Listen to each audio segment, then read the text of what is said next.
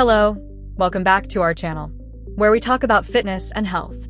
This is episode 2 of How to Be Consistent at Gym. All right, let's get right into it. If you've ever, and I mean ever, struggled to stay consistent with the gym, I'm about to tell you something that might flip a switch in your brain.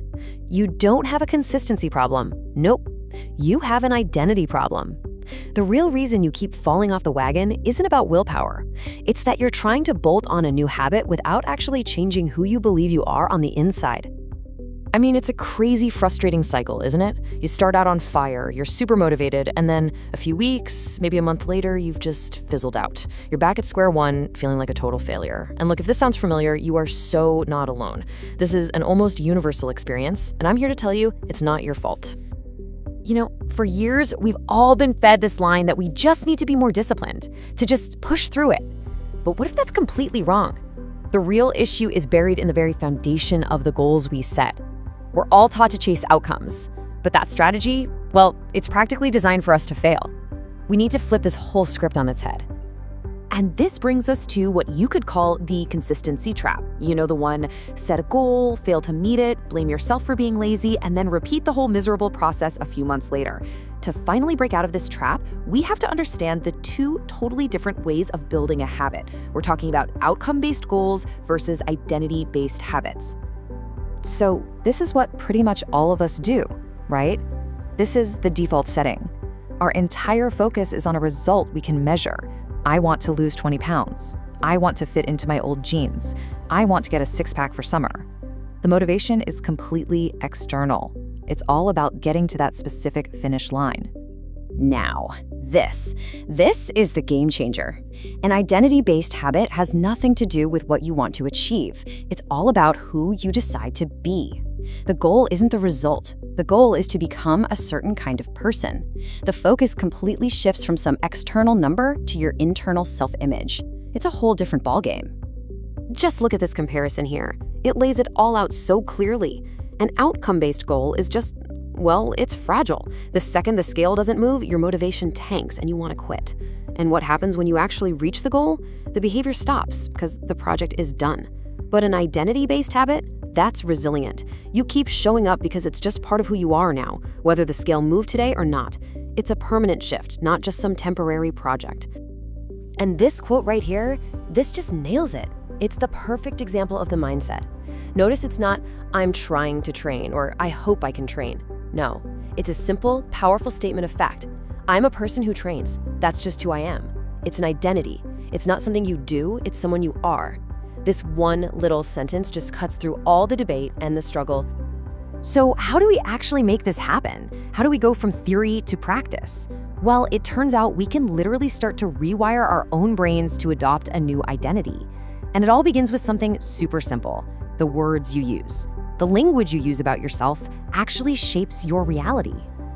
Just listen to these phrases for a second. I'm trying, I should, I need to. You hear that? That's the language of struggle. It reinforces the idea that you are not a fit person right now. It frames it as a chore, as something you're fighting against your own nature to do. It's an uphill battle from the very first word. Okay, now flip that script. Look at these alternatives. Instead of saying, I'm trying to get fit, you start saying, I am a person who trains consistently. You see the difference? You are claiming the identity right now. You're not waiting for some future result to give you permission. This simple change in language tells your brain, hey, this is who we are now. And your brain will immediately start looking for ways to act in line with that new belief. All right, so this all sounds great in theory, right? But how do you actually put it into practice? Let's get down to brass tacks. Here is a super simple 3-step plan you can start using today to build and lock in your new identity. Okay, here's the magic. It's a progression. Step 1, you declare it. Say it out loud, write it down, put it on a sticky note, make it real. Step 2, you prove it to yourself. Every single workout isn't just about burning calories. It's a vote. It's a piece of evidence proving that your new identity is true. And step 3, you let that new identity start making the calls. When you're tired and don't feel like it, you stop asking, what do I feel like doing? And you start asking, what would a consistent person do right now? The answer suddenly becomes crystal clear.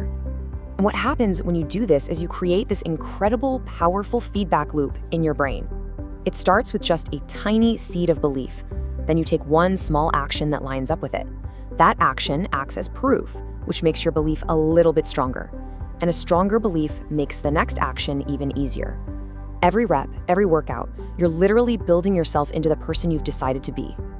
Okay, I know what you're thinking. This all sounds amazing, but what happens when I mess up?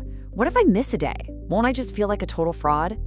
That is a fantastic question, and it's something every single person runs into. So let's talk about how this new identity handles the inevitable setback. Seriously, this slide right here says it all. With that old outcome mindset, missing one workout is catastrophic proof that you've failed. It confirms that old story that you're just not disciplined. It's the perfect excuse to quit. But with an identity mindset, a missed workout is just an anomaly, a tiny blip on the radar. You think, that's not like me, and then you just get back to being yourself the very next day. See, the identity doesn't require perfection. It just requires that you keep coming back. And look, if saying I am a person who trains feels like a flat-out lie at first, that's totally normal. That's okay. Use this little bridge technique. Start with, I am becoming a person who trains consistently. This gives yourself some grace. It acknowledges that you're on a journey, but still points your brain in the exact right direction. And over time, as you collect more and more proof, you'll find you can just naturally drop the becoming part. So, what does this all boil down to for you right here, right now?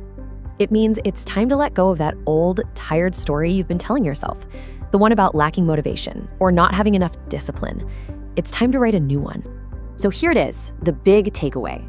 Stop thinking of yourself as this person on the outside looking in, trying to force your way into the world of fitness. It's time to make the shift. Decide today that this is simply who you are now. The question is no longer, should I go to the gym? The only question left is, okay, so what time are we training today? Thanks for watching. Subscribe our channel, which give us motivation to make better content for you. See you in the next episode.